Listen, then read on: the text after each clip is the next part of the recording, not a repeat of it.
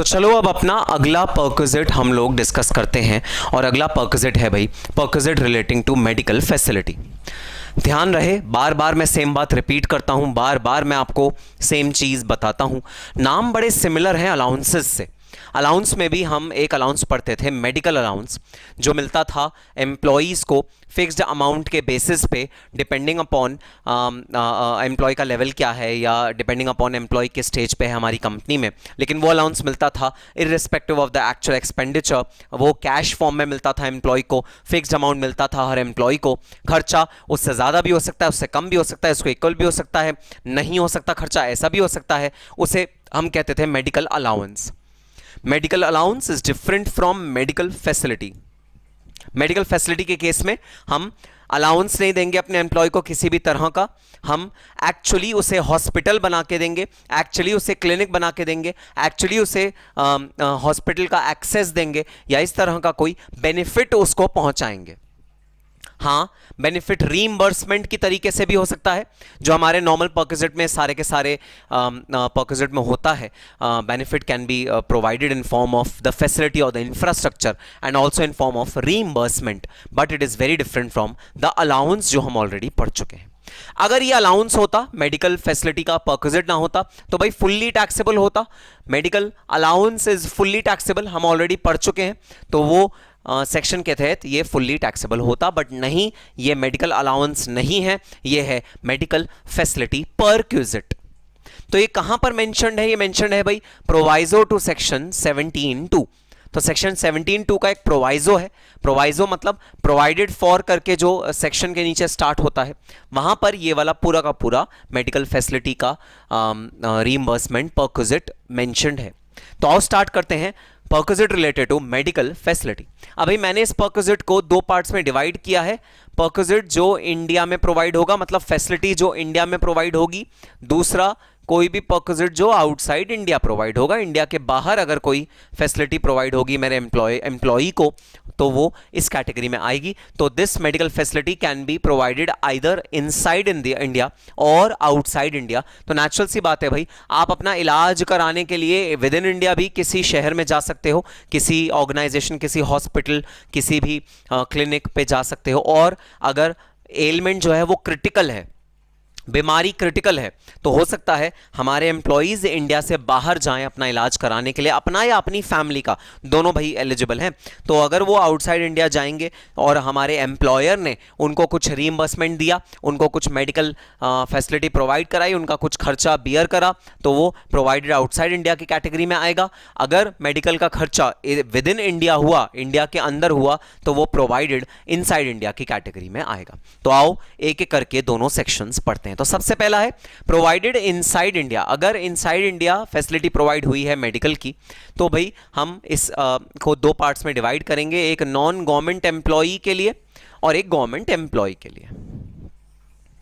Government employee और non government employ दोनों के लिए जो रूल होगा वो थोड़ा थोड़ा होगा different. So non government employee के लिए रूल क्या है? नॉन गवर्नमेंट एम्प्लॉय के लिए रूल है medical facility provided by the employer. Employer ने अगर मेडिकल फैसिलिटी प्रोवाइड करी है, रीइंबर्समेंट नहीं, मेडिकल फैसिलिटी की बात हो रही है। अगर मेडिकल फैसिलिटी एम्प्लॉयर ने प्रोवाइड करी है और जो एम्प्लॉयर ने मेडिकल फैसिलिटी इंफ्रास्ट्रक्चर प्रोवाइड करा है, मतलब हॉस्पिटल प्रोवाइड कर सकता है, डायग्नोस्टिक सेंटर प्रोवाइड कर सकता है, क्लिनिक प्रोवाइड कर सकता है, किसी भी तरह की ऐसी इंफ्रास्ट्रक्चर प्रोवाइड कर सकता है जिसमें कि बीमारियां ठीक होती हैं। तो अगर एम्प्लॉय का खुद अपना हॉस्पिटल है, अपना इंफ्रास्ट्रक्चर है जो एम्प्लॉयर ने प्रोवाइड करा है, और अपने एम्प्लॉय को वो उस वाले इंफ्रास्ट्रक्चर में इलाज प्रोवाइड कराता है, ना केवल एम्प्लॉय को बल्कि एम्प्लॉय की फैमिली को भी, तो भाई वो होगा फुल्ली एग्जेम्प्ट। Fully exempt.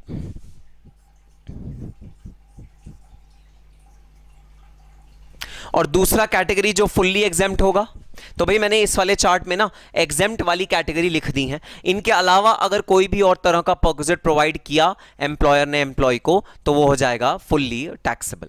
ठीक है सर। तो medical facility provided by the employer, अगर एम्प्लॉयर ने मेडिकल फैसिलिटी प्रोवाइड करी है, मतलब एम्प्लॉयर ने अपना हॉस्पिटल प्रोवाइड करा है, एम्प्लॉयर ने अपना क्लिनिक प्रोवाइड करा है, और एम्प्लॉयर ने अपने कुछ डॉक्टर्स हायर करे हुए हैं जो इलाज करते हैं उसके अपने एम्प्लॉयज़ का, तो ये हो जाएगा fully exempt in the hands of the employees. Employees के हाथ में हम इसे परक्विजिट नहीं मानेंगे। सेकेंड कैटेगरी जो एग्जेम्प्ट होगी नॉन गवर्नमेंट एम्प्लॉयज के लिए, expense incurred in specified hospitals for specified diseases. तो अगर एम्प्लॉयर ने अपना कुछ प्रोवाइड नहीं किया हुआ,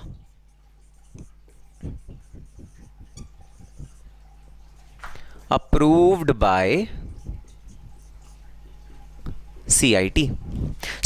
अगर एम्प्लॉयर ने अपना कुछ फैसिलिटी प्रोवाइड नहीं करी, अपनी इंफ्रास्ट्रक्चर प्रोवाइड नहीं करा, लेकिन एम्प्लॉयर ने एम्प्लॉई को रीइंबर्समेंट दे दिया उन खर्चों का जो उस एम्प्लॉई ने खर्चे करे in some specified hospitals and specified diseases, disease भी स्पेसिफाई करी हुई हैं, हॉस्पिटल भी स्पेसिफाई करे हुए हैं, अगर उन स्पेसिफिक हॉस्पिटल्स के लिए कुछ बेनिफिट दे दिया एम्प्लॉयर ने एम्प्लॉई को, तो वो भी फुल्ली एग्जेम्प्ट होगा। सर कौन स्पेसिफाई करेगा ये हॉस्पिटल और ये डिजीजेस? भाई ये स्पेसिफिकेशन प्रोवाइड करता है कमिश्नर ऑफ इनकम टैक्स। तो कमिश्नर ऑफ इनकम टैक्स होता है वो इनकम टैक्स एक्ट में स्पेसिफाइड है, शेड्यूल बना हुआ है जहां पर ये सारी चीजें लिखी हुई हैं। आपको इतना डिटेल में जाने की जरूरत नहीं है क्योंकि एग्जाम में तो बस ये कह दिया जाएगा कि स्पेसिफाइड हॉस्पिटल में ये ट्रीटमेंट हुआ है या नहीं हुआ, तो आप समझ जाओगे, ठीक है। बट अगर आपको अपने नॉलेज के लिए पढ़ना है तो जी हाँ, इनकम टैक्स एक्ट में स्पेसिफाइड है वो कौन कौन से हॉस्पिटल्स हैं जो रिकॉग्नाइज्ड हैं CIT से फॉर प्रोवाइडिंग मेडिकल सर्विसेज, और वो कौन कौन सी डिजीजेज हैं जो स्पेसिफाइड हैं by the CIT for providing the adequate medical facility. So CIT approve करेगा और जिन हॉस्पिटल्स को या जिन डिजीजेस को का अप्रूवमेंट मिलेगा उसी को भाई एग्जेम्पशन मिलेगा। अदरवाइज अगर इन हॉस्पिटल्स के अलावा किसी और हॉस्पिटल के एक्सपेंस को रीइंबर्स कर दिया एम्प्लॉयर ने एम्प्लॉय को, टैक्सेबल हो जाएगा एज परक्विजिट। जितना भी रीइंबर्समेंट मिला एम्प्लॉय को पूरा का पूरा टैक्सेबल हो जाएगा एज परक्विजिट। सो ये दो केस हैं जिन दो केस में प्राइवेट कंपनी के जो एम्प्लॉयज होते हैं उनका मेडिकल फैसिलिटी बिल्कुल एग्जेम्प्ट मानी जाएगी, उनकी मेडिकल फैसिलिटी परक्विजिट की तरह टैक्सेबल नहीं होगी। इनके अलावा अगर किसी और तरह की मेडिकल फैसिलिटी प्रोवाइड करी गई by employer to the employee तो फिर भाई हम कहेंगे कि वो परक्विजिट टैक्सेबल होगा। तो अगर आपको परक्विजिट को टैक्सेबल नहीं करना तो फिर या तो आप मेडिकल फैसिलिटी अपनी खुद की प्रोवाइड करो, मतलब आपका खुद का हॉस्पिटल हो, फिर वो उसमें कोई अप्रूवल लेने का टेंशन नहीं, कोई किसी भी तरह का कोई झंझटबाजी नहीं, आप अपना हॉस्पिटल खोल लो। पता है मैं इसका लाइव मैंने कहाँ पर देखा एग्जाम्पल, अब तो खैर ये होता ही नहीं है सिस्टम, पहले हुआ करता था कि लोग अपने फैक्ट्री के ही साइड में एक हॉस्पिटल छोटा सा खुलवाते थे अपने एम्प्लॉयज़ उनके फैमिली मेम्बर्स के लिए। अब ये सिस्टम नहीं होता भाई। लेकिन हाँ, एक चीज़ मैंने अभी भी देखी है, तो बड़ी बड़ी MNCs कुछ डॉक्टर्स को हायर करती हैं, बुलाती हैं अपने ही प्रेमाइसिस में, एक मेडिकल रूम छोटा सा लेके रखती हैं और वीकली बेसिस पे ट्वाइस या थ्राइस डॉक्टर्स आते हैं। कोई आईज का डॉक्टर आएगा, किसी दिन दांतों का डॉक्टर आएगा, किसी दिन साइकोलॉजिस्ट आएगा, किसी दिन साइकेट्रिस्ट आएगा। तो इस तरह से अलग अलग फील्ड के डॉक्टर्स कभी कभी आते हैं। तो हाँ, ये कंपनीज करती हैं। तो अगर वो कंपनीज कर रही हैं, मेडिकल फैसिलिटी प्रोवाइड कर रही हैं, अगर अपने एम्प्लॉयज़ को अपने प्रेमाइसिस के अंदर अपनी फैसिलिटी प्रोवाइड कर रही हैं, it will be fully exempt. Secondly, if the facility is provided not by the employer की अपनी फैसिलिटी नहीं है, but it is provided at some specified hospital for some specified diseases, तो भाई वो होगा फुल्ली एग्जेम्प्ट। स्पेसिफाई कौन करेगा? Commissioner of income tax specify करेगा इन वाली डिजीजेस को भी, इन वाले हॉस्पिटल्स को भी। तो ये था नॉन गवर्नमेंट एम्प्लॉयज़ या प्राइवेट कंपनीज में, प्राइवेट सेक्टर में जो एम्प्लॉयज़ होते हैं उनके लिए टैक्सेबिलिटी का रूल।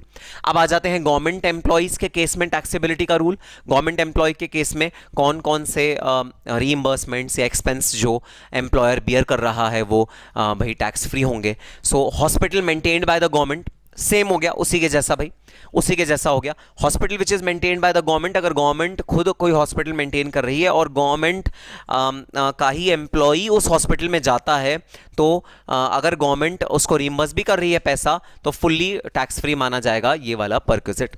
और दूसरा, hospital approved by the government, government ने जो हॉस्पिटल अप्रूव करे हुए हैं अपने एम्प्लॉयज़ के लिए कि अपने एम्प्लॉयज़ जाएं, तो वो भाई अप्रूव्ड है, वो एम्प्लॉयज़ वहाँ पर जाके अपना ट्रीटमेंट करा सकते हैं। कई बार तो कैशलेस ट्रीटमेंट हो जाता है गवर्नमेंट एम्प्लॉयज़ के लिए, गवर्नमेंट एम्प्लॉय को एक भी रुपया पे करने की ज़रूरत नहीं है अपना ट्रीटमेंट करवाने के लिए।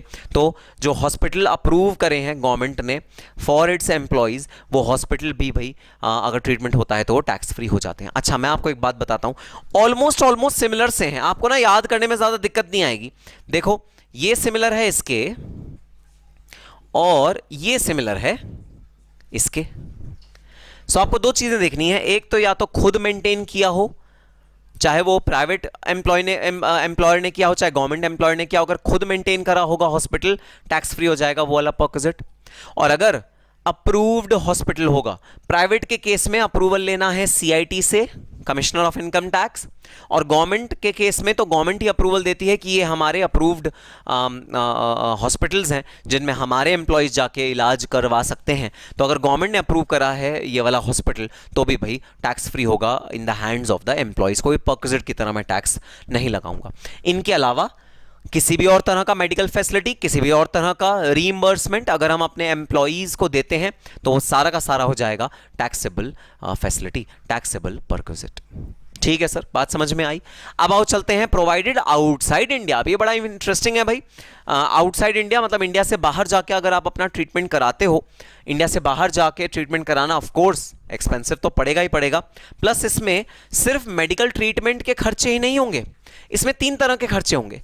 नंबर 1 मेडिकल एक्सपेंडिचर, जो डॉक्टर की फीस होगी, वहाँ पर जो दवाइयों की फीस होगी, मेडिकल का कोई इक्विपमेंट खरीद रहे हो उसकी फीस होगी, तो मेडिकल एक्सपेंडिचर।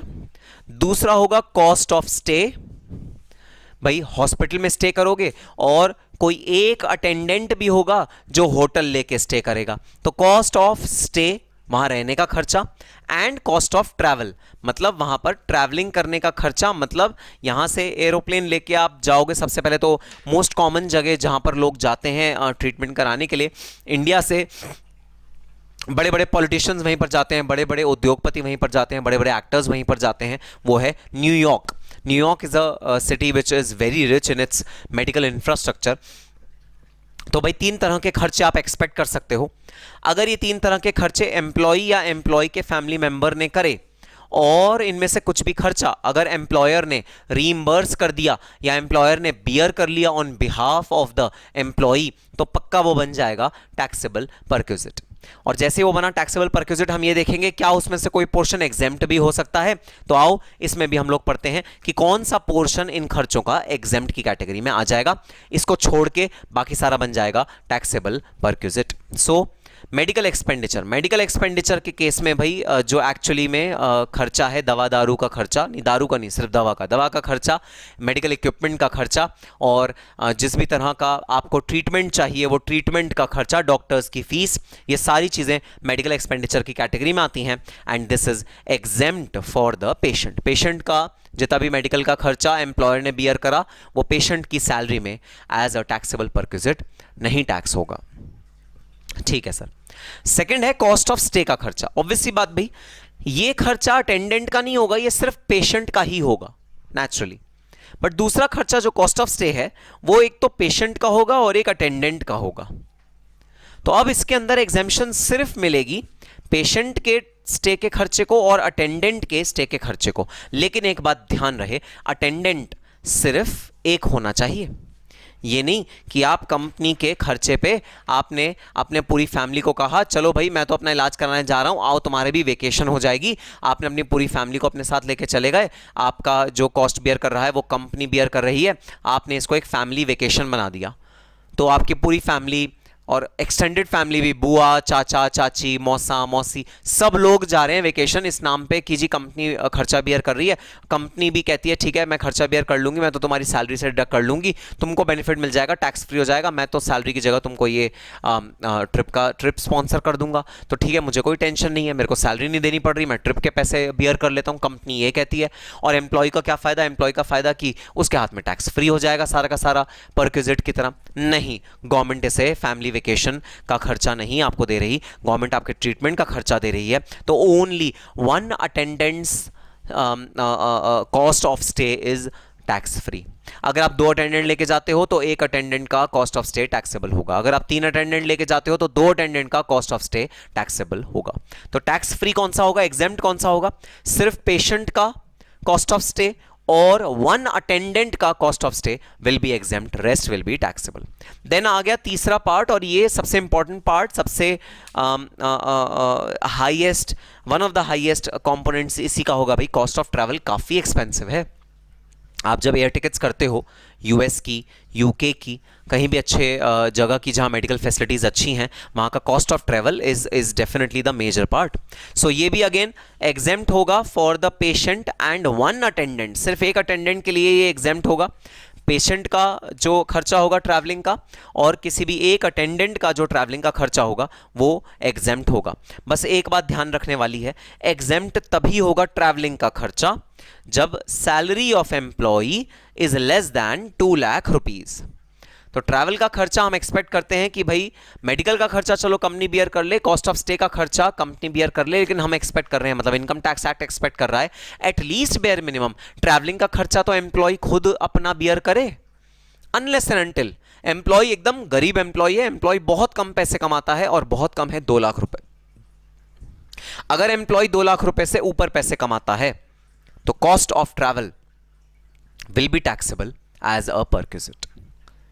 सो लिमिट दे दी गई है कॉस्ट ऑफ ट्रैवल के केस में, कॉस्ट ऑफ स्टे और मेडिकल एक्सपेंडिचर के केस में कोई लिमिट नहीं दी गई है। So cost of travel will be exempt only if salary of employee is rupees 2 lakh और लेस दैन रुपीज 2 लाख। अच्छा एक बात ध्यान रखनी है, ये सैलरी कंप्यूट करते हुए भाई जो ये परक्विजिट है ना, ये वाला जो परक्विजिट हम कंप्यूट कर रहे हैं मेडिकल फैसिलिटी वाला परक्विजिट, ये एक्सक्लूड करके 2 लाख रुपए से कम होनी चाहिए, ये इंक्लूड करके नहीं। इसको एक्सक्लूड कर दो, इसको हटा दो, फिर कंप्यूट करो कि सैलरी और सारे अलाउंसेस और सारे परक्विजिट कितने हैं। 2 लाख रुपए से कम अगर है तो आपका कॉस्ट ऑफ ट्रैवल एग्जेम्प्ट हो जाएगा। अगर 2 लाख से ज़्यादा है तो कॉस्ट ऑफ ट्रैवल टैक्सेबल हो जाएगा, मेडिकल एग्जेम्प्ट हो जाएगा, कॉस्ट ऑफ स्टे एग्जेम्प्ट हो जाएगा। तो 2 लाख की जो लिमिट है वो सिर्फ और सिर्फ कॉस्ट ऑफ ट्रैवल के लिए एप्लीकेबल है, ये बात ध्यान रखना। 2 लाख की लिमिट मेडिकल एक्सपेंडिचर और कॉस्ट ऑफ स्टे के लिए एप्लीकेबल नहीं है, कॉस्ट ऑफ ट्रैवल के लिए 2 लाख वाली लिमिट एप्लीकेबल है। तो ये बात आपको बहुत ज़्यादा इंपॉर्टेंट ध्यान रखने वाली है भाई। जो एग्जामिनर होगा ना या जो क्वेश्चन मेकर होगा वो आपको कंफ्यूज करने के लिए जानबूझ के 2 लाख की लिमिट का जो इम्प्लीकेशन होगा वो इसमें और इसमें भी घुसाने की कोशिश करेगा। ध्यान रखना 2 लाख का इम्प्लीकेशन मेडिकल एक्सपेंडिचर और कॉस्ट ऑफ स्टे में नहीं अप्लाई होता। ये एक ब्रॉड मैंने आपको स्ट्रक्चर दिया मेडिकल फैसिलिटी की टैक्सेबिलिटी का। आओ अब बुक में चलते हैं और देखते हैं कि और इसके इंट्रिकेट प्रोविजंस क्या हैं जो हमारे सिलेबस में हैं और जो हमारे सेक्शन बातें बोलता है। So the perquisite of medical facility proviso 2 to section 17(2). Medical facilities provided in India. Following medical facilities provided in India are fully exempt from tax. Medical facility provided to employee or his family in a hospital, clinic, dispensary or nursing home maintained by the employer. तो अगर employer ने maintain किया है कोई भी nursing home, कोई भी clinic, कोई भी हॉस्पिटल, मेडिकल फैसिलिटी हो जाएगी fully exempt. Reimbursement of medical bill of government employee और his family of any hospital maintained by the government और hospital approved by the government for its employees. तो अगर आप एक गवर्नमेंट एम्प्लॉय हो तो आपने किसी ऐसे हॉस्पिटल में जो मेंटेन किया है गवर्नमेंट ने या जो अप्रूव किया हुआ है गवर्नमेंट ने for purpose of this for the purpose of treatment of government employees, वो फुल्ली टैक्सेबल, फुल्ली एग्जेम्प्ट होगा। Payment reimbursement by employer of medical expenses incurred by an employee on himself or his family in a hospital which is approved by CCIT for the prescribed diseases like cancer, tuberculosis, AIDS, etc. तो chief commissioner of income tax के approved जो भी facilities होंगी, जो भी hospitals होगा, वो सब एग्जेम्प्ट माना जाएगा। भाई जो आपने डायग्राम लिखा था उस डायग्राम में एक सी और ऐड कर लेना। उस डायग्राम में हमने लिखवाया था CIT commissioner of income tax, but actually है वो उसका भी seniors chief commissioner of income tax. तो डायग्राम में प्लीज़ अमेंड कर लेना, लिख लेना CCIT का अप्रूव्ड हमको हॉस्पिटल चाहिए और CCIT का ही अप्रूव्ड हमें डिजीजेज भी चाहिए। Employee must attach with the return of income. अब भाई एम्प्लॉय को ना कुछ प्रूफ देने पड़ेंगे, स्पेशली इस वाली कैटेगरी में। जो ये कैटेगरी है ना जहाँ पर CCIT से अप्रूवल चाहिए, वहाँ एम्प्लॉय को कुछ प्रूफ्स देने पड़ेंगे। प्रूफ जैसे a certificate from the approved hospital specifying the prescribed disease और ailment for which hospitalisation is required. तो सर्टिफिकेट चाहिए हॉस्पिटल से कि क्या डिजीज़ थी एम्प्लॉय को जिसकी वजह से ट्रीटमेंट हुआ, एलिमेंट क्या था, इसका एक सर्टिफिकेट चाहिए। And receipt of amount paid to hospital, amount जितना पे किया है हॉस्पिटल को उसका डेफिनेटली एक वैलिड रिसीट चाहिए। Then group medical insurance that is mediclaim obtained by employer for his employees. तो भाई कोई भी ग्रुप मेडिकल इंश्योरेंस अगर एम्प्लॉयर करता है अपने एम्प्लॉयज़ के लिए तो वो पूरी की पूरी टैक्स फ्री होगी। वो ग्रुप मेडिकल इंश्योरेंस एम्प्लॉई की सैलरी में टैक्सेबल नहीं होगा as per gazette. Then any reimbursement by employer for any insurance premium paid by the employee for insurance of his health or health of any of his members is tax free।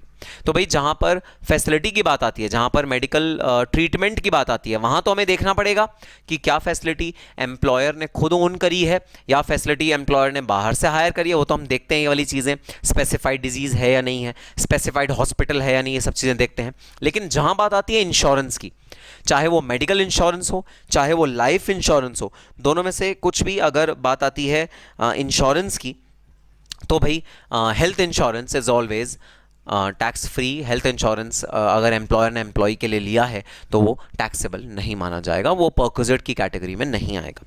जहाँ तक बात रही life insurance की, भाई life insurance देखो यहाँ पर mentioned नहीं है, यहाँ सिर्फ मेडिकल इंश्योरेंस मेंशन्ड है। यहाँ पर बात ध्यान रखना, तो क्वेश्चन आपको कंफ्यूज करने के लिए मेडिकल इंश्योरेंस के साथ साथ लाइफ इंश्योरेंस भी दे सकता है।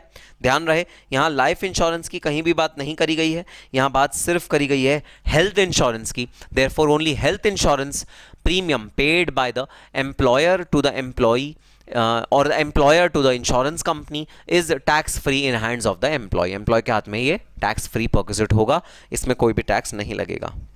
अब आ जाते हैं, बात करते हैं आउटसाइड इंडिया की। भाई अगर हिंदुस्तान से बाहर जाके आप अपना मेडिकल ट्रीटमेंट करा रहे हो और आपका एम्प्लॉयर उस मेडिकल ट्रीटमेंट का आपको रीइंबर्समेंट दे रहा है, तो फिर क्या रूल लगेगा?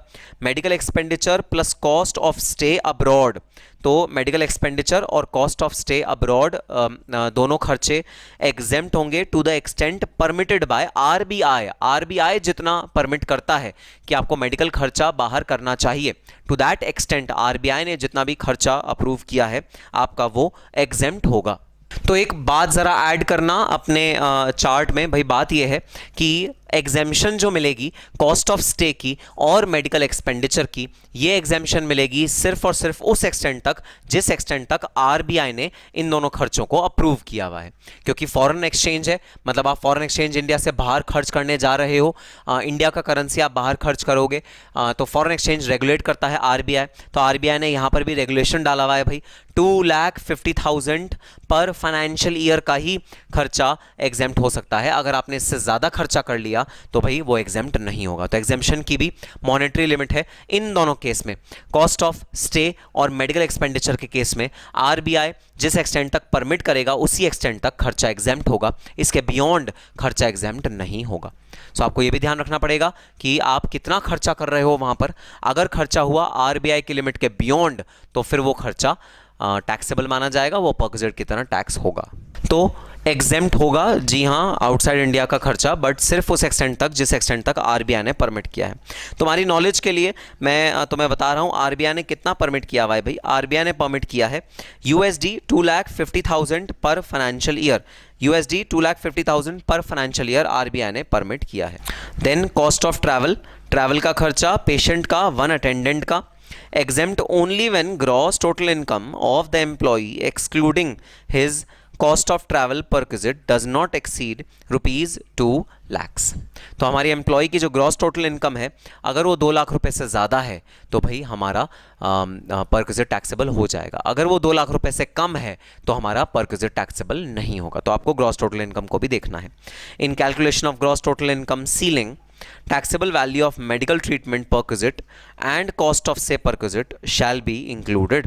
तो अब आप जब ग्रॉस टोटल इनकम की सीलिंग कैलकुलेट करोगे 2 लाख रुपीस की, तो सिर्फ और सिर्फ ये वाली लिमिट को एक्सक्लूड करोगे, कॉस्ट ऑफ ट्रैवल वाली पर विजिट को अमाउंट को एक्सक्लूड करोगे, इन दोनों अमाउंट को आपको इंक्लूड करना है। So in calculation of gross total income ceiling taxable value of medical treatment per visit and cost of stay per visit shall be included. आपको एक्सक्लूड क्या करना है?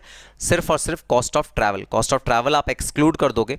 आपको इंक्लूड क्या करना है? आपको इंक्लूड करना है मेडिकल एक्सपेंडिचर और कॉस्ट ऑफ स्टे जो इनकर हुआ है फॉरेन करेंसी में, ये दोनों इंक्लूड करने हैं। ठीक है सर, बात समझ में आ गई। नोट्स, हॉस्पिटल इंक्लूड्स डिस्पेंसरी, अ क्लिनिक और अ नर्सिंग होम। तो हॉस्पिटल डिस्पेंसरी भी कहलाता है, क्लिनिक भी कहलाता है, नर्सिंग होम भी कहलाता है। For this purpose family means, family की क्या डेफिनेशन है भाई? स्ट्रिक्ट डेफिनेशन है फैमिली की। It means spouse, children of an individual, तो स्पाउस होगा और आपके बच्चे, बच्चों को भी इंक्लूड कर रहे हैं फैमिली में, और किसको इंक्लूड कर रहे हैं भाई, parents, brother, sister of individual, Holi और मेनली डिपेंडेंट ऑन हिम। तो स्पाउस और बच्चे अगर इंडिपेंडेंट हो तो भी फैमिली की कैटेगरी में आ जाएंगे, लेकिन पेरेंट्स, ब्रदर, सिस्टर अगर इंडिपेंडेंट हो तो फैमिली की कैटेगरी में नहीं आएंगे। वो अगर डिपेंडेंट हैं, कंप्लीटली डिपेंडेंट है एम्प्लॉय पे, तो ही वो फैमिली की कैटेगरी में आएंगे। अब ये बहुत ज़्यादा इंपॉर्टेंट बात है भाई, यहां पर भी लिख लो, वेदर डिपेंडेंट और नॉट। तो डिपेंडेंट हो चाहे ना हो, फैमिली की कैटेगरी में आ जाएंगे कौन, spouse and children of individual. लेकिन पेरेंट्स, ब्रदर और सिस्टर वो तभी आएंगे फैमिली की कैटेगरी में, मतलब उनका भी खर्चा तभी टैक्स फ्री होगा, परक्विजिट नहीं कैलकुलेट होगा, जब वो होली और मेनली डिपेंडेंट हो किस पे, एम्प्लॉय पे। Then fixed medical allowance is fully taxable, हमने डिटेल में चर्चा कर ली है भाई। मेडिकल अलाउंस अगर मिलता है तो वो फुल्ली टैक्सेबल माना जाएगा। The expenditure on medical treatment by employer may be by way of payment और रीइंबर्समेंट। तो पेमेंट भी हो सकती है, रीइंबर्समेंट भी हो सकता है भाई, वही वाला फंडा लगाएंगे हम। अगर पेमेंट है तो it will be taxable in hands of specified employees, अगर रीइंबर्समेंट है it will be taxable in hands of all the employees. Next, the perquisite is taxable in hands of specified employees. However, if bills are issued in name of employee and reimbursed, then it shall be taxable in hands of all the employees. ठीक है sir, वही वाली बात जो हमने बोली। ठीक है सर, तो ये एक मेडिकल फैसिलिटी का perquisite है जो हाँ सिंपल है, ज़्यादा इसमें टेक्निकलिटी नहीं है, ज़्यादा टफ नहीं है। एक प्रैक्टिकल क्वेश्चन हम करेंगे ना तो आपको एकदम समझ में आ जाएगा इस पर्टिकुलर परक्विजिट का कैलकुलेशन कैसे होता है। तो आओ एक प्रैक्टिकल क्वेश्चन हम लोग स्टार्ट करते हैं अपनी ही बुक से। ठीक है सर, इलस्ट्रेशन नंबर 25 हमने कर लिया, नहीं 25 नहीं किया, 24 तक किया था। आओ स्टार्ट करते हैं illustration number 25। Find the taxable amount of perquisite in the following cases. आपको टैक्सेबल अमाउंट ऑफ परक्विजिट निकालना है। हाँ, मेडिकल फैसिलिटी वाला ही परक्विजिट होगा क्योंकि यही हमने अभी अभी करा है। Y has been allowed a fixed medical allowance of ₹2000 per month. ये परक्विजिट नहीं है भाई, ये अलाउंस है। Apart from reimbursement of petty medical bill of ₹25,000, Z and his family get medical treatment in dispensary maintained by the employer. Employer ने maintain करी है भाई dispensary, वहाँ पर treatment मिल रहा है Z और उसकी family को। Value of facility provided to Z, Z को जो facility मिली है and his family members during the previous year are as follows. Z को 2000 रुपये की फैसिलिटी मिली है, मिसेस Z को 5000 रुपये की। सन ऑफ Z इंडिपेंडेंट है, लेकिन सन के केस में तो डिपेंडेंट और इंडिपेंडेंट का फर्क ही नहीं पड़ता, 8000 रुपये। माइनर डॉटर ऑफ Z 25000 रुपये। Dependent younger brother of Z 8000 रुपये। Independent younger sister of Z 10000 रुपये। डिपेंडेंट सिस्टर इन लॉ 5000 रुपये। तो ये आपको पूरा ब्यौरा दिया गया है Z की फैमिली का, और आपसे पूछा गया है कि आप ज़रा टैक्सेबल परक्विजिट निकाल के बता दो। ठीक है सर, तो भाई अब ज़रा जब तक मैं बोर्ड रब कर रहा हूं अपने रजिस्टर में, रजिस्टर से पहले अपने दिमाग में एक खाका तैयार कर लो। खाका मतलब फ्रेमवर्क, कि भाई कौन सा वाला एम्प्लॉय का रीइंबर्समेंट टैक्सेबल होगा, कौन से वाले एम्प्लॉय के फैमिली मेंबर का टैक्सेबल नहीं होगा। और एक बार फैमिली की डेफिनेशन दोबारा से पढ़ लो ताकि तुम्हें याद आ जाए कि हाँ फैमिली में कौन कौन इंक्लूड होता है। ठीक है सर, और ज़रा अलाउंस के बारे में भी सोच लो। तो देखो डुअल बेनिफिट मिल रहा है इस कंपनी के एम्प्लॉयज़ को, अलाउंसेस भी मिल रहे हैं और परक्विजिट भी मिल रहे हैं, दोनों चीज़ें मिल रही हैं। ऑफ कोर्स अलाउंसेस तो जैसा कि हमने डिस्कस किया ही था फुल्ली टैक्सेबल होता है भाई मेडिकल अलाउंस, इसमें एक भी रुपए का टैक्स फ्री एलिमेंट नहीं मिलेगा मेडिकल अलाउंस। जी सर, हमें याद है।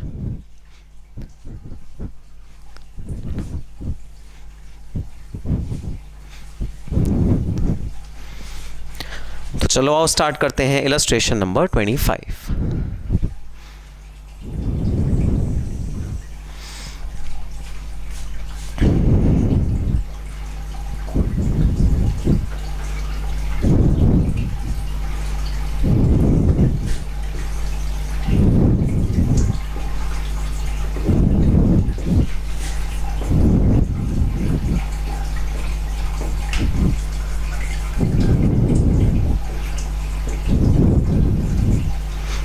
Computation of taxable perquisite of mister Z का टैक्सेबल परक्विजिट हमको निकाल के लाना है। ठीक है सर तो जो मेडिकल अलाउंस है उसे तो अपफ्रंट टैक्स कर देते हैं। बिल्कुल भाई, मेडिकल अलाउंस को तो अपफ्रंट टैक्स करेंगे ही करेंगे, बट उससे पहले ज़रा एक बार टैक्सेबल परक्विजिट निकाल के ले आते हैं, क्योंकि हमारे को जो क्वेश्चन निकालने के लिए कह रहा है ना वो टैक्सेबल परक्विजिट निकालने के लिए कह रहा है। तो अलाउंस में हम ना बाद में एक नोट लिख देंगे कि हाँ ये अलाउंस भी फुल्ली टैक्सेबल होगा, ऑल्दो तुमने हमारे से निकालने के लिए नहीं कहा या हमें कुछ पूछा नहीं अलाउंस के बारे में तुमने, बट स्टिल हम एक आंसर एक दे देंगे कि हाँ ये वाला भी अमाउंट टैक्सेबल होगा। ठीक है सर, ओके। तो अब खास बात ध्यान देने वाली ये है कि हमें गवर्नमेंट या नॉन गवर्नमेंट नहीं बताया गया, लेकिन जब फैसिलिटी प्रोवाइड जो करी गई है अगर वो ओन करता है एम्प्लॉयर तो गवर्नमेंट के केस में भी एग्जेम्प्ट होगी, नॉन गवर्नमेंट के केस में भी एग्जेम्प्ट होगी। अब डिसाइड हमको बस ये करना है, तो फिर यहां पर भी अगर हम लिख दें फैसिलिटी प्रोवाइडेड टू, और यहां पर भी अमाउंट की जगह अगर हम लिख दें टैक्सेबल परक्विजिट। सर आप ना काटा पीटी बहुत कराते हो, घिचपिच हो जाता है। अरे भाई कोई बात नहीं, कभी कभी आंसर को इम्प्रूव करने के लिए घिचपिच भी करनी ज़रूरी होती है। अच्छा, फैसिलिटी प्रोवाइड करिए है जेड को होगी फुल्ली एग्जेम्प्ट। फिर करिए भाई मिसेस जेड स्पाउस हैं, इनकी भी होगी फुल्ली एग्जेम्प्ट क्योंकि Mrs Z is the family member. Major son of Z, ध्यान रहे सन चाहे डिपेंडेंट हो चाहे इंडिपेंडेंट हो, does not matter.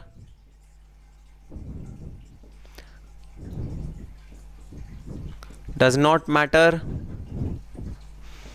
if he is independent है कोई फर्क नहीं पड़ता, जो टैक्सेबल अमाउंट होगा वो होगा नील। फिर है minor daughter of Z, of course daughter भी भाई ब्लड रिलेशन आ जाता है तो ये भी होगा फुल्ली एग्जेम्प्ट, टैक्सेबल नहीं होगा। So minor daughter of Z again nil. Then dependent younger brother of Z, dependent younger brother, तो हाँ भाई यंगर ब्रदर के केस में डेफिनेटली डिपेंडेंस या इंडिपेंडेंस काम देती है, फर्क पड़ता है। डिपेंडेंट होगा तो ही टैक्स फ्री होगा, डिपेंडेंट नहीं होगा तो टैक्स फ्री नहीं होगा। सर ये डिपेंडेंस होता क्या है, जरा समझना, ये डिपेंडेंस और इंडिपेंडेंस का मतलब क्या होता है। जब आपका कोई भी फैमिली मेम्बर, जैसा आपका भाई, जैसा आपकी बहन, जो इमीडिएट फैमिली नहीं है, इमीडिएट फैमिली होती है स्पाउसेस, चिल्ड्रन, जब आपके इमीडिएट फैमिली के अलावा कोई और की कैटेगरी कौन कौन सी हैं वो भी स्पेसिफाइड है भाई, वो हैं parents, brother, sister of individual Holi mainly dependent on them. अच्छा, पेरेंट्स भी इमीडिएट फैमिली नहीं, वो भी फैमिली जो डिपेंडेंट है उस पर की कैटेगरी में आएगी। तो spouse children are family irrespective of their independent status. तो जहां पर भी आपके स्पाउस और बच्चों की बात आती है वो आपकी इमीडिएट फैमिली कहलाती है। इमीडिएट फैमिली के केस में चाहे वो डिपेंडेंट हो चाहे वो इंडिपेंडेंट हो, उनका सारा का सारा खर्चा फैमिली की तरह ही ट्रीट होता है। और जहां पर आपकी बात आ जाती है पेरेंट्स की, आपके ब्रदर्स सिस्टर्स की, वो तभी आपके फैमिली की तरह ट्रीट होंगे जब वो होली आप पे डिपेंडेंट हो। सर ये क्या होता है डिपेंडेंस? डिपेंडेंस का मतलब इकोनॉमिकली, फाइनेंशियली वो आप पे डिपेंडेंट है, आप पे अपना खर्चा, जो रोज का खर्चा है, उनके पढ़ाई का खर्चा, उनके खाने का खर्चा, उनके कपड़ों का खर्चा, उनके जूतों का खर्चा, जो अदर नेसेसिटीज हैं वो सब आप अगर उनके लिए बियर कर रहे हैं तो वो आप पे डिपेंडेंट माने जाते हैं।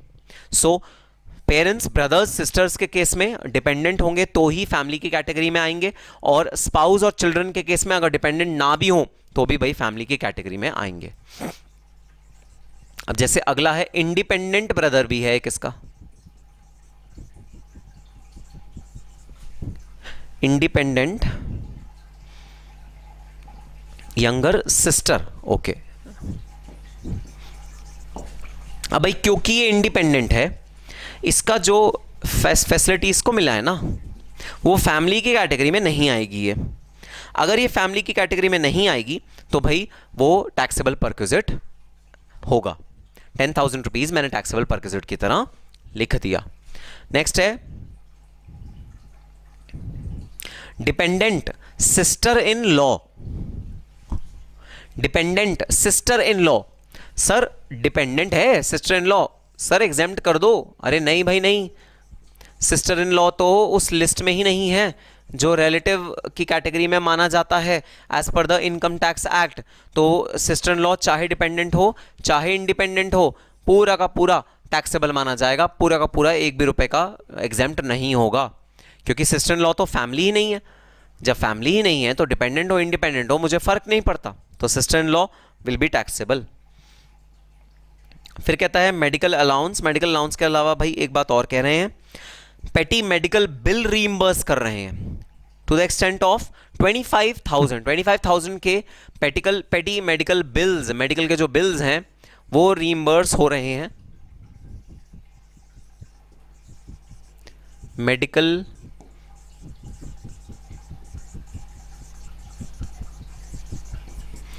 बिल रीइंबर्समेंट, भाई मेडिकल बिल रीइंबर्समेंट जो हो रहे हैं वो होंगे fully taxable in hands of the employee. Employee के हाथ में फुल्ली टैक्सेबल एज परक्विजिट माने जाएंगे।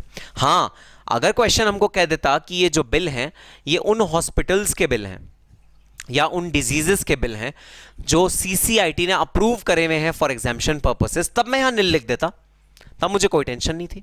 लेकिन अभी क्वेश्चन साइलेंट है तो मैं एज्यूम कर रहा हूं कि कोई एग्जाम्पशन अवेलेबल नहीं है, कोई अप्रूव्ड कैटेगरी में ये नहीं आए हैं, तो मैंने इसको ले लिया है फुल्ली टैक्सेबल। अब बता दो जरा कितना अमाउंट बना टैक्सेबल परक्विजिट का। सर टैक्सेबल परक्विजिट का अमाउंट बना 40,000 rupees. So taxable perquisite in this case is equal to 40,000 rupees. आओ कंक्लूजन लिखते हैं। Hence, the taxable perquisite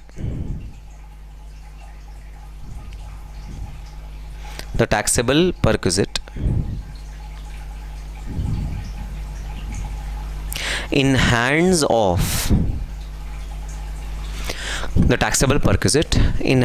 of Mr. Z is computed as rupees 40,000 is computed as rupees 40,000। इसके नीचे एक note भी लिखना है भाई, नोट लिखो, अलाउंस के बारे में लिखेंगे। The medical allowance given to mister Z amounting to rupees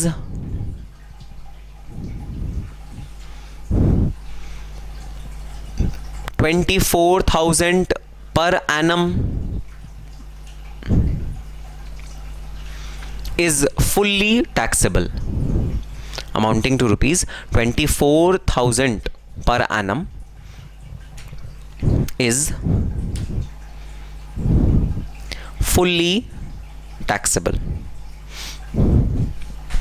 ठीक है सर, बात समझ में आई। बेसिक सा question, illustration number 25 inside India के मेडिकल ट्रीटमेंट की बात कर रहा है।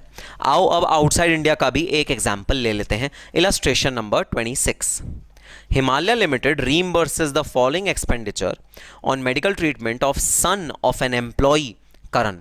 तो करण, उसके सन का ट्रीटमेंट हो रहा है और आउटसाइड इंडिया हो रहा है। The treatment was done at UK, United kingdom. Traveling expense 1,15,000. Stay expense at UK permitted by RBI rupees 45,000. Actual expenditure 70,000. Medical expenses permitted by RBI 50,000. Actual expenditure 70,000.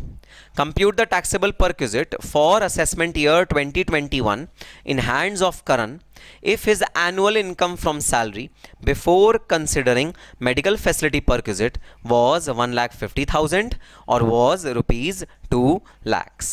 तो 1,50,000 या रुपीज़ 2 lakhs उसकी annual income है, salary की gross total income है, और इसको मद्देनजर रखते हुए दोनों केसेस में आपको टैक्सेबल परक्विजिट निकाल के लाना है जो मिस्टर करण के हाथ में होगा। बहुत इंटरेस्टिंग क्वेश्चन एग्जामिनर ने बनाया है, मतलब आपके स्टडी मटेरियल से उठाया गया है, तो आपके इंस्टीट्यूट ने बनाया है। दोनों केसेस कवर कर लिए एक ही क्वेश्चन में। आओ देखते हैं कैसे सॉल्व होगा। सो कंप्यूटेशन ऑफ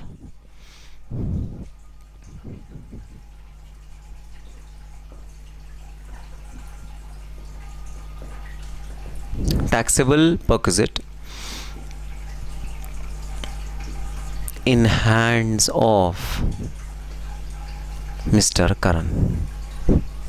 ठीक है, अच्छा दो सिचुएशन है, तो ना यहाँ मैं दो कॉलम बना लेता हूँ, केस 1 केस 2, और ये तो अपना पर्टिकुलर्स का कॉलम है ही है।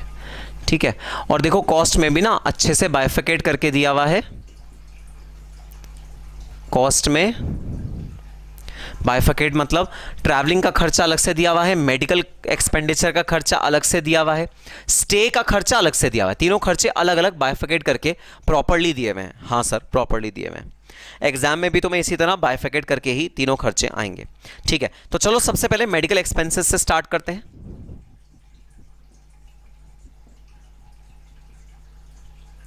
मेडिकल एक्सपेंसेस इनकर हुए हैं 70,000, आरबीआई ने परमिट करे हैं 50,000, तो इनकर हुए हैं 70,000। आरबीआई ने जितने परमिट करे हैं वो टैक्स फ्री हो जाएगा, बचा हुआ टैक्सेबल हो जाएगा, तो टैक्सेबल है 20,000। अब भाई आप ये सोच रहे होगे सर जो आरबीआई ने परमिट किया है इसकी तो लिमिट है यूएसडी 2,50,000। हाँ जी हाँ, इसकी लिमिट डेफिनेटली यूएसडी 2,50,000 है, लेकिन एग्जामिनर आपको उस झंझट में नहीं घेरेगा जहां पर कि आपको यूएसडी को इंडिया में इंडियन रुपीस में कन्वर्ट करना पड़े, उसमें क्या फॉरेन एक्सचेंज रेट लगेगा, क्या ये सब चीज़ें होंगी, ये एग्जामिनर आपको इस झंझट में नहीं फंसाएगा। इसलिए एग्जामिनर खुद ही आपको आईएनआर फॉर्म में दे देगा कि कितना पैसा एग्जेम्प्ट होगा। तो बस आपको ज़्यादा दिमाग नहीं लगाना, वो मैंने आपकी नॉलेज के लिए लिख दिया है।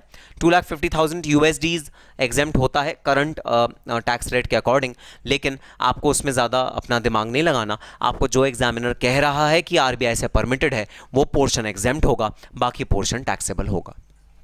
ठीक है सर, बात समझ में आ गई। अच्छा, स्टे एक्सपेंसेस कहां पर? यूके में। अगेन 70,000 का खर्चा हुआ और एग्जेम्प्ट कितना है? 45,000 एग्जेम्प्ट है भाई। ठीक है, तो 45,000 अगर एग्जेम्प्ट है तो 25,000 और 25,000 दोनों केस में टैक्सेबल हो जाएगा। ध्यान रहे कि जो सैलरी का कंपोनेंट है 1,50,000 और 2 लाख, ये हमारा जो इम्पैक्ट करता है एग्जेम्पशन को, ये इम्पैक्ट करता है आखिरी वाले लिम्ब को। आखिरी वाला लिम्ब है ट्रैवल एक्सपेंसेस, वो इन दोनों को कोई इम्पैक्ट नहीं करता। तो आओ चलो अब देखते हैं ट्रैवल एक्सपेंसेस पे क्या इम्पैक्ट पड़ेगा इस वाले दो केसेस का। ठीक है सर, तो रूल समझो। सबसे पहले रूल क्या है सर? रूल ये है कि अगर मिस्टर करण की gross taxable income before considering the medical expenditure, medical facility को पहले, मेडिकल फैसिलिटी वाले परक्विजिट को कंसिडर करने से पहले, मतलब ट्रैवल एक्सपेंस वाले परक्विजिट को कंसिडर करने से पहले, अगर मिस्टर करण की जो ग्रॉस टोटल इनकम है वो 2 लाख रुपए से ऊपर हुई तो भाई ट्रैवल एक्सपेंस टैक्सेबल हो जाएगा। अगर करण की टैक्सेबल इनकम जो before considering this medical facility 2 lakh रुपए से कम हुई तो वो टैक्स फ्री हो जाएगा, मतलब एग्जेम्प्ट हो जाएगा। तो depending upon gross total income क्या है, ट्रैवल एक्सपेंस की टैक्सेबिलिटी डिसाइड होगी। आओ एक नोट बनाते हैं, वर्किंग नोट बनाते हैं और देखते हैं कि ग्रॉस टोटल इनकम कितनी आती है मिस्टर करण की। So computation of GTI of Mr. Karan for purpose of travel expense या लिखो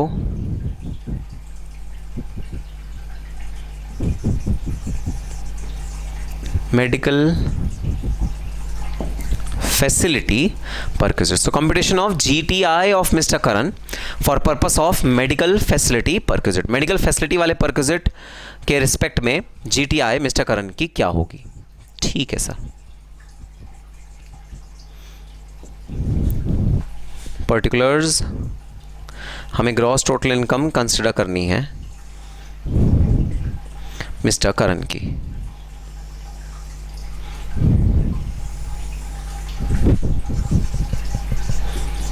केस 1, केस 2. ठीक है. अब देखो ध्यान से देखना भाई. सैलरी बिफोर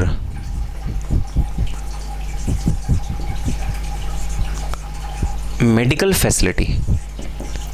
ठीक है, हमें सैलरी दी हुई है बिफोर मेडिकल फैसिलिटी का परक्विजिट. तो इन परक्विजिट के पहले जो सैलरी है वो है 1,50,000 और 2 लाख. कई बच्चे कंफ्यूज हो जाएंगे, सर यही तो सैलरी है, 2 लाख से कम, ये 2 लाख से ज्यादा, 2 लाख या 2 लाख से ज्यादा, तो सर बस इसके बेसिस पे आप यहां टैक्सेबल और एग्जेम्प्ट लिख दो ना. नहीं, गलत. सुनना ध्यान से. क्या इसके अंदर 2 परक्विजिट और ऐड होंगे. कौन से वाले? मेडिकल एक्सपेंडिचर और स्टे एक्सपेंसेस. इन दोनों का ऐड करने के बाद हम ये देखेंगे कि कौन से सैलरी 2 लाख रुपए से कम है, कौन सी सैलरी 2 लाख या उससे ज्यादा है. तो अगर आपने इन दोनों को ऐड नहीं किया तो आपका आंसर भाई गलत हो जाएगा. तो आओ चलो ऐड करते हैं. सबसे पहले ऐड करते हैं मेडिकल एक्सपेंसेस. मेडिकल एक्सपेंसेस कितने टैक्सेबल हैं? 20,000, 20,000. और दूसरा है स्टे एक्सपेंसेस. स्टे एक्सपेंसेस कितने टैक्सेबल हैं? 25,000, 25,000. अब ये आएगी भाई gross total income for purpose of medical facility. Medical facility के पर्पस के लिए ग्रॉस टोटल इनकम कितनी आई? 1,95,000.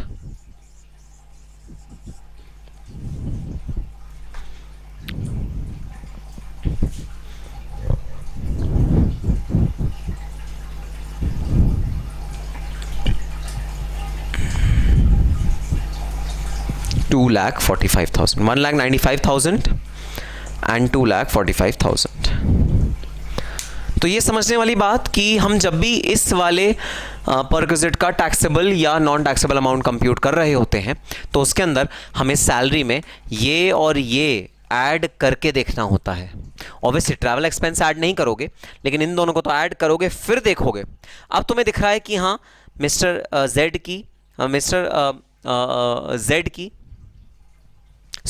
करण की सैलरी केस 1 में है 2 लाख रुपए से कम, सैलरी केस 2 में है 2 लाख रुपए से ज्यादा. हाँ, अब तुम ये डिसाइड कर सकते हो कि केस 1 में it is nil and case 2 में it is taxable as the complete amount. The complete amount is 1,15,000. ठीक है सर. भाई बहुत पेचीदा एक पॉइंट है जो इसमें मैंने करवाया है. बहुत ध्यान से समझना, बहुत ध्यान से इस पॉइंट को रेफर करना. नोट्स में वापस भी अगर तुम आओगे तो आओ, मैं तुम्हें एक रेलिवेंट पैराग्राफ पढ़ा देता हूं. मैं पढ़ रहा हूं पॉइंट नंबर, टैक्स पॉइंट पढ़ रहा हूं कॉस्ट ऑफ ट्रैवल का. टैक्स पॉइंट कहता है इन calculation of gross total income ceiling. Gross total income की जो सीलिंग है 2 लाख रुपए की, इसको कंसिडर करते हुए taxable value of medical treatment perquisite and cost of stay shell be included. So while computing the ceiling for the purpose of travel expenses, this ceiling should include the medical expenses and stay expenses of the employee. Travel expense नहीं include करना, लेकिन medical और cost of stay include करना है. दोनों को include करके जो वैल्यू आएगी उसके बेसिस पे तुम अपना आंसर निकालोगे. ठीक है सर, बात समझ में आ गई. सो जरा सबसे पहले तो यहां कंक्लूजन लिखना. Hence the taxable perquisite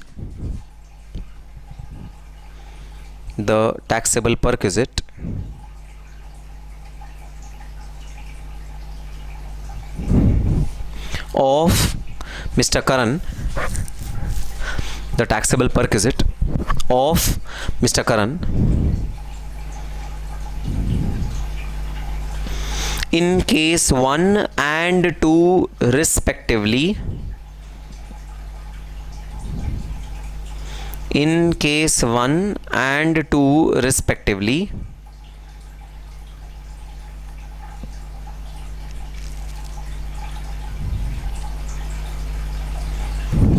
is computed as rupees 45,000, is computed as rupees 45,000 and rupees 1,60,000 and rupees 1,60,000.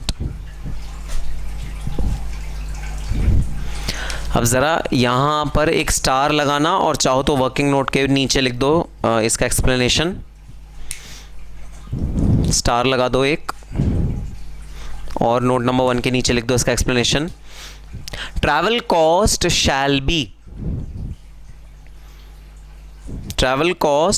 Be eligible for exemption. Travel cost shall be eligible for exemption only if the gross total income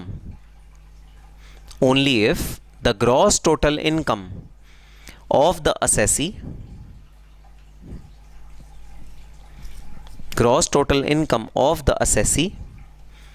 does not exceed rupees 2 lakhs, does not exceed rupees 2 lakhs bracket open before including